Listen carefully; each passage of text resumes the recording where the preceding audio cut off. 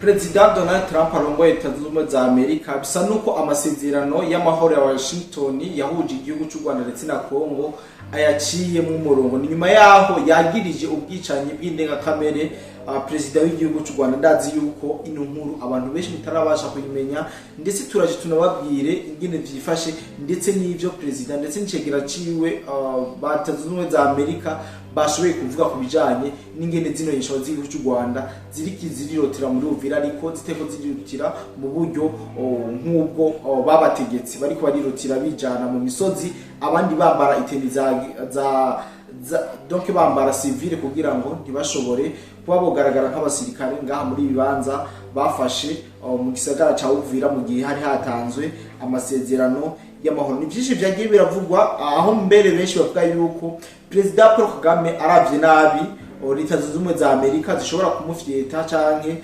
zikamukura ku butegetsi. Tunabibutsa yuko ku munsi w'ejo twababwiye ingene abadahuza na leta y'igihugu cy'u Rwanda batumwe ko by'agasakisaki Washington DC muri White House canke muri Maison Blanche, aho batumwe ko na President wa Leta Zunze Ubumwe za Amerika kugira ngo bagishobore kugira ivyo bayaze. Ntawuzi ivyo bayaze kuko nta birashoka bisohoka hanze, ariko mwibuke yuko abatariko baremere ko Amerika ishobora kwigarama u Rwanda nuko batariko barabona akagaye gateye isoni canke akamaramaza ukuntu President w'igihugu cy'u Rwanda ari karamaramaza President Donald Trump abicishije mu kugaya ndetse no gusuzugura bimwe mu vyo yari yamutegetse gukora, cyane mu gukura ingabo ziwe ku butaka bwa Kongo, ndavuga RDF ndetse n'umuhari wa AFC M23 ngaha ku butaka bwa Kongo. Iyo tuvuze iyo mihari muze mwumva Red Tabara, muze mwumva FNL yanza bampema, muze mwumva za twigwaneho zose.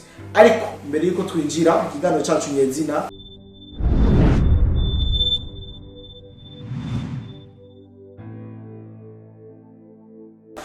ibyo nido kamanze ndamutse cyane mwebwe mwese mudukurikirana aho muherereye hose, yaba ari ngaha mu gihugu cyacu cyiza cy'u Burundi, abari mu Rwanda, abari muri Tanzania, muri Kenya, Uganda, Mozambique, South Africa, hashi muherereye muri Afrika, tutibagiye abari Burayi, abari muri Amerika, abari muri Aziya.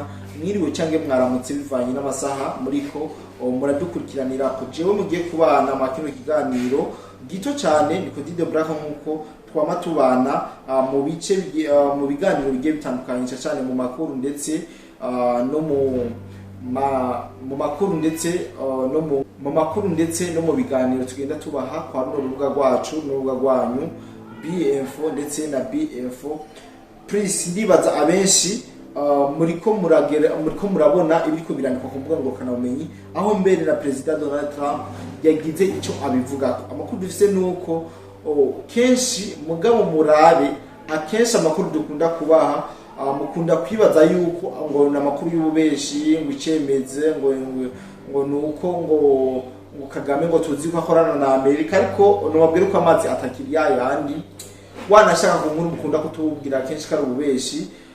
Nuko icemeze mugiye kukibona vuba cyane, mushobora kwisanga cyane kubona President Paul Kagame atari wa kibazo igihugu cy'u Rwanda bivanye n'ingeni ariko arasuzugura bino bihugu vy'amahanga. President Donald Trump yamaze gucishamo umurongo utukura ibiganiro byabaye hagati y'igihugu cy'u Rwanda ndetse n'igihugu cya Kongo. Amerika yamaze gufata Kagame nk'umwicanyi ruhegwa ko atajambo agifise, imisi yiwe irangiye atavyo gusubira gutwara igihugu cy'u Rwanda. Amerika yamaze guhamagaza abatavuga rumwe na leta ya Kagame kugira ngo bamusubire. Iki kintu novuga ko ari ikintu gikomeye cyane, kandi umuntu wari we wese akwiye gushikako agashyiraho kaburungu ndetse agatora n'agatebe akicara kongera agasubiramo kino kintu. Bikasubiremo kandi kantu navuze nkuko nayimeje kubivuga. President Donald Trump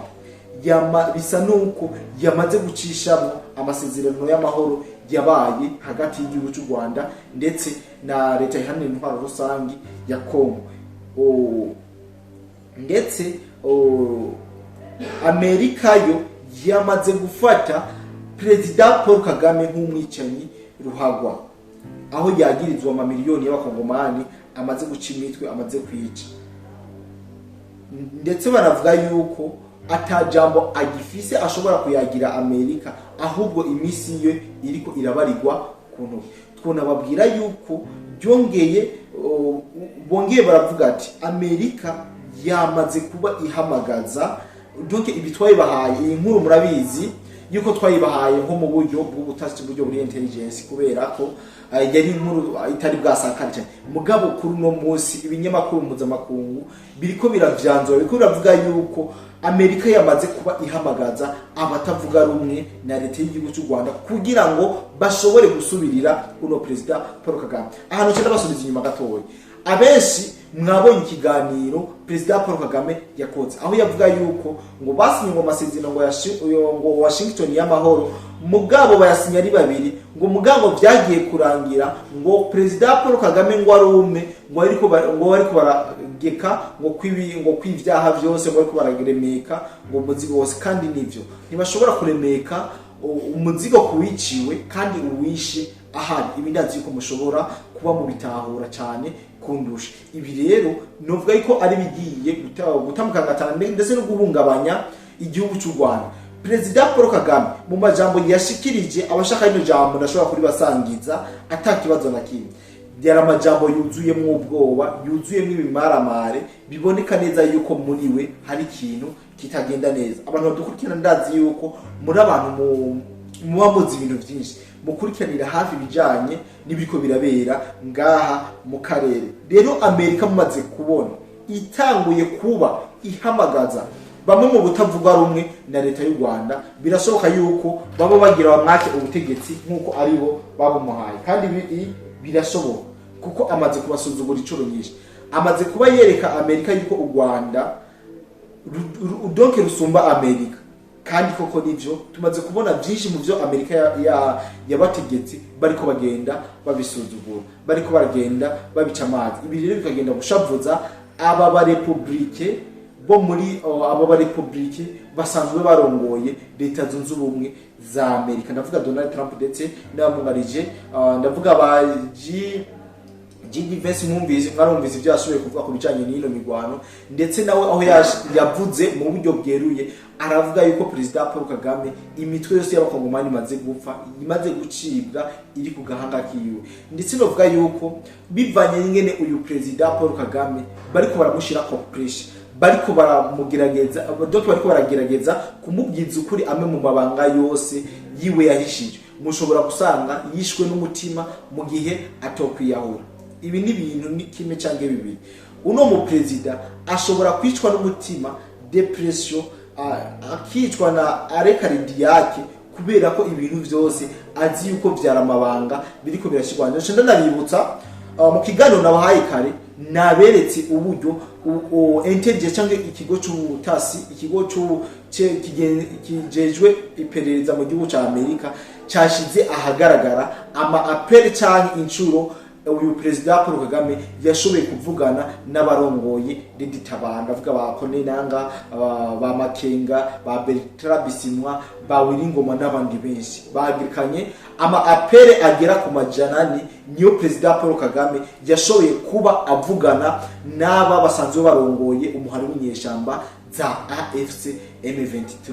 Ndazi yuko inyungu namaze kuba ndayibishikana ko atakibazo na kimwe namaze kuba, ndetse ni naco kiganiro nakoze kuri no munsi cyambere kuri BF please abatarakiraba murabe ikiganiro nahereye kuri no munsi, murabe namaze kuba ndabivuga mu uburyo President Paul Kagame yamaze kuba avumbugwa ko akorana n'izinyeshamba, ndetse bakanavugana mu buryo bw'amaudio. No ndababwira tubibutsa yuko Kayikwamba asanzwe ajejwe ivy'imigenderanire Kongo ndetse n'amakungu yibereye muri Washington. Ubu Kayikwamba ubu tuvugana yibereye muri Mezo Branch hariya Washington DC muri leta zunze ubumwe za Amerika.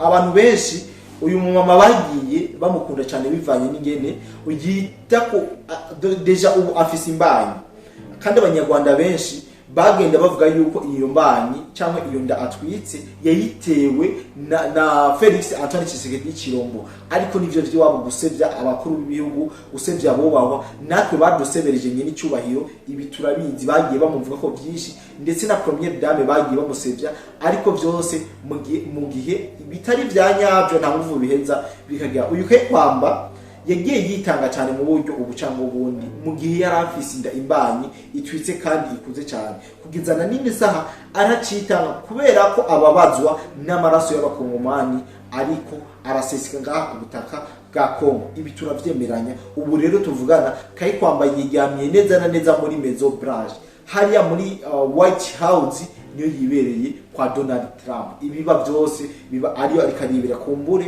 tuvuga yuko ari karegenyeza bukebuke, ari karegenyeza. Ubuhoho abanyarwanda basubira kuvuga iki ko bibarangiranye, aho hakujya Akanyaru amaraso arahuma, abantu b'Imana, amaraso arahuma.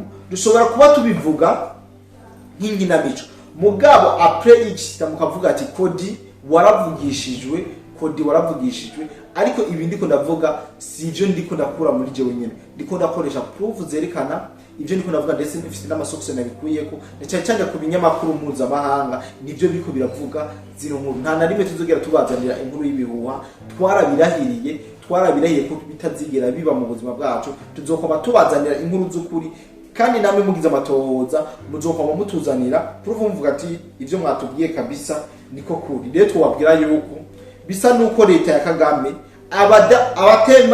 abatemezanya nanje, abatemera nanje ko leta ya Kagame yoba iri ku musozo, baze kuraba ijambo yashikirije, nyamara ku musozo, nyamara ku munsi wa higeje no mugabo abarikeneye turashobora kuri basangiza kugira ngo barabe kayatsi yabivuganye ubwoba yari afise muri we. Uraza gutahura neza na neza ijana kwijana yuko uno president w'igihugu cy'u Rwanda bisa nuko ari mu misi ya nyuma yiwe ku butegetsi, kandi birashoboka. Nababwiye ati ni muri bibiri ati yahuye umutima wonyene uramuhitana, kuko bari baramushira ko pressure nyinshi.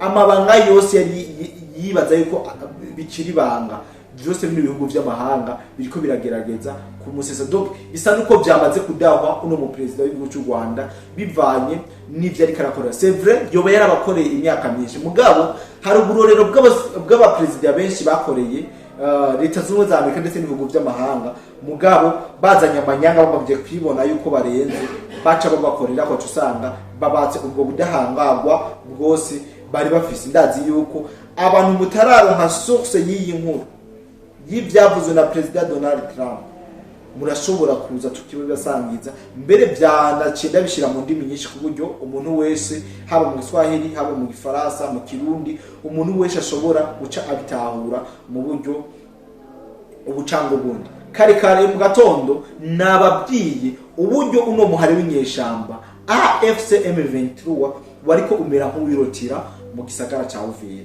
maze umaze kuba wirotira mu gisagara ca Uvira, twababwiye ngo baci bamera nk'abaza kwinyegeza mu misozi ya Uvira, abandi mu misozi ya territoire ya Fizi. Ibi nayo babwiye mu kiganiro nakoze. Abandi nabo bake cyane berekeza muri Kamanyora. Ibi byose nayo babwiye, ariko no babwira yuko inyeshambazo zikomeza gushira mu kangaratete sebuja wavyo, kuko ibi byose biko biraba nuko sebuja kimwe barashobora kuba batamwumviye, ikindi birashobora kuba ari kwa kuntu ureka kugarurira impene ikiri hafi, ahubwo imara kurenga ugaca usanga uriko urabira hayo. Washington kabisa ibintu iriko iragiriza leta y'u Rwanda biraboneka neza yuko yamaze kubahimba, yamaze kubadawa mu buryo ubu cango bundi. Ku mabwirizwa y'umukuru w'igihugu Donald Trump, GD Vance yashinzwe kuraba ko uwo mugambi uriko urashirwa mu nzira neza nta guta umwanya. GD Vance amaze kuba akurikirana kuno mugambi uko ibintu vyifashe, ndetse yahise atangaza yuko leta y'u Rwanda itana kimwe irikira akora kugira ngo amasezerano y'amahoro ashigwe mu nzira. Ibi vyose ndazi yuko mwagiye mukurikirana ku mbuga zigiye zitandukanye, aho mbere GD Vance wewe abiboneka ko asishavurireze ari nawe yari yashinzwe gukurikirana ibibera ngaha ku butaka bwa Kongo, cyane kuraba yuko RDF yahavuye, M23 yahavuye, Red Tabara yahavuye, FNL yahavuye, ndetse na Twigwaneho yawe burya bugwi bwose bwamaze kuba kreye n'igihugu cy'u Rwanda bwose bubanze bukubugwe buve ku butaka bwa Kongo. Mwitangazo yari yamaze kubashira habona GD Vance icegera cy'utwara leta zunze ubumwe za Amerika Donald Trump yari yavuze yuko atana rimwe bigeze basaba AFCM 23 yuko yorekura Uvira canke ikirutira mu gisoza cyawo. Ico ngo yababwiye nuko yababwiye yuko bategerezwa kurekura buri gace kose, buri territoire yose, buri gacimbiri kose izi nyeshamba zashoboye gufata ngaha ku butaka bwa Kongo. Ibi nivyo bategetse za Goma, za Bukavu, Sake, Minova n'ahandi bafashe, naho ntabwo bemerewe kuhaguma. Hajya aho zijya misozi bariko barahungiramo ntabwo bemeye kwijamo. Nyambara uko bemeye nibaje mu zone do cantonnement hama babasuzume, kuko mugano ubu tuvugana n'ubwo baje mu zone do cantonnement nta biganiro biraba novuga ko bishitse. Kandi Felix Antoine Tshisekedi ntarota avangisikare ciwe nubwo cyamunzwe n'inyeshamba z'igihugu cy'u Rwanda, kuko azobagwije rija muri FRDC hari hasanzwe harimo abanyarwanda benshi, azobagwije mu munyarwanda. Kandi uno munsi Fatimbe tunabwo yemera yuko agwana n'abakongomani, yaramaze kuba tahukirwa yuko ariko aragwana n'umunyarwanda. Ibi rero bizotuma zino nyeshamba zikomeza kunanizwa, kuko ntizizovuga ngo tuje mu bigano ngo tuje ngo muri ngo bemere ko baja muri zone do cantonnement, kuko zone do cantonnement uzijamo mu gihe muba mwemeranije ku biganiro haba kuvanga igisirikare, hakaba demobilizwa n'ibindi. Ibi rero nta biriko biraba mu gihe bisa nuko nibiganiro byariko birerekana ko aho giye kuba gahengwe bigiye guhagarara. Ko Donald Trump amaze kwagiriza ibi byose Paul Kagame, nimwibaze ko ibiganiro bizobandanya biba kwakunye, ahubwo hagiye gufatwa ingingo novuga ko ruhasha igiye gutumbera ndetse no kumenasa ubutware canke leta ya Kagame. Ndavuga uburongozi bw'iyo staff yose ya FPR Inkotanyi. Abenshi barakunda kuvuga yuko zino ntambara zishobora guhitana umuperezida umwe ngaha mu karere, kandi vuba cyane muragiye mubibone bigiye kurabujya byarazungurutse byungira biratembagara muguno munsi twe turabona aho ruzingata twe turabona, kandi turashobora kubona aho match ishobora guherera neza cyane. Mwarabibonye, ndibaza abenshi mwarabonye Uvira ifatwa, ngo Uvira ngo kifashwe, ngo Burundi ngo burafashwe, ariko suko byagenze. Ngo Uvira ngo kifashwe, ngo Red Tabara ngo nije muni, ngo butegetsi ngo bwa Evariste ngo barabusenyuye, n'ayandi majambo menshi yagiye aravugwa, ariko pour le moment suko bikiri. Ahubwo ubwoba buri kuri wa muntu yeyerekana yuko ari gihangange, ari hejuru cyane, niwe ariko aragira ubwoba ku rwego ruteye ubwoba. Rero Perezida Donald Trump, Perezida wa Leta Zunze Ubumwe za Amerika, uno munsi bisa nuko yamaze kuba yifatira ibintu mu ntoki. Uko bishobora kurangira ntabyonze, ariko rero umucamanza mwiza ngo ni igihe nicyo kizotwereka uko ibintu byifashe. Rero reka turindire, dushobora kubona impinduka na cyane mu karere, narijya mubona yuko abantu benshi bamaze kuba barambirwa n'ubutware cyane n'uburongozi bwa Perezida Paul Kagame. Ibi ndazi ko mumaze kuba mubibona deja n'abanyarwanda bo nyene, kiretse bake muri bo muri FPR, abandi bose baremwe mu ubwoba, yabashizemo igitinyiro, maze abereka yuko utamukunze utegezwe kumukunda ku nguvu, kandi utamukunze bamwita ngo RDF ngo ni killing machine. Iyo killing machine iraza gukura ku mutwe atakibazo na kimwe. Twubaho uburorero bwishi, ariko si ivyo turimo kuri uno munsi. Ariko mumve yuko ibi bintu byo muri Kongo uno mugabo yishoyemo. Mbe ndabibutse gato, muramaze kubona yuko Museveni asa n'uri kadikura muri ibi bintu. Muramaze kubona yuko ibindi bihugu byose byayifatikanije n'u Rwanda ndamuguhungabanya umutekano wo muri Kongo. Muramaze kubona ko bariko bariyongora bukebo. Nta nari mu biganiro bigezwe bavugwa, mu biganiro byabaye ntibigeze bavugwa, kandi kujya batavuzwe niyo mahirwe barotse, kuko barose uburyo baca bikuramo bukebuke amazi atararenga inkombe. Bantu b'Imana, reka turindire bino bintu. Ndumva yuko byamaze gukomera. Hari abanyarwanda zo kuza gukora mu commentaire batukane, ariko urarura ariko uranyobwa, niko abarundi bavuga. Urarura kabisa mugabo kunyobwa ni lazima. Mutegerezwa kunywa igikombe abakongomani banyweye, mutegerezwa namwe kukinywera. Kandi musesa ngo zino bakunda kuvuga yuko igikombe ngwiyo cuzuye haba hageze yuko giseseka. Ibi rero ndazi yuko mugenda mubibona buke buke uko bukeye uko bwije. Singomba kubarambira kuko ivyo kubabwira ni vyinshi, twubabwira nitwoheza kuko tuba dufise vyinshi tuba tugomba kubashikiriza, ariko utabagomba kubiba umwanya ko muba mufise vyinshi vyo gukora. Reka tugeze ngaha kabisa, kumbure turongera mu bindi biganiro vyacu vy'uno musa. Ariko mbere yuko turangiza kino kiganiro, vy'umwihariko nongere shimire cyane wowe muntu wese udahengeshanya kwa mudukurikirana mu biganiro ndetse n'amakuru tubagezaho. Turabashima cyane. Umwaka ugiye kurangira, mwatweretse urukundo rwishi rudasanzwe, mwatweretse yuko mwishimiye zino nkuru tubaha, cyane mu kubagerera aho mudashobora gushika. Hari abatari ngaha hafi mu karere, hari abari mu mahanga ya kure. Mwaradushimiye cyane kabisa, muravuga ati igihuwa n'iciteka, natwe ico tuzokora nta na rimwe tuzigera tubata hasi. Ico usabwa nta kintu, turagusaba guhura muri commentaire kugira ngo twungurane ibitekerezo. Kumbure hari usanga tutazi vyinshi, ahubwo abazi vyinshi ari mwebwe. Rero tubishije bugufi, muze duhure muri commentaire tuyagiremo. Ico ni cyambere. Ikindi cya kabiri, commentaire yaba nziza canke nayo turayikeneye. Kumbure hariho aho mu journaliste aba yahengamye canke aho aba yashizemo maranga mutima emotion, ugasanga aramukosoye. Ico cyose tuba tugikeneye muri commentaire kuko biratwigisha cyane. Rero ndabashimire vy'imva mutima, ndetse nkomeza kubifuriza kurangiza 2025 neza, twinjire muri 2026 tumeze neza twese n'imiryango yacu. Ndabifuriza kugira noheli nziza ndetse n'ubunane. Bye bye.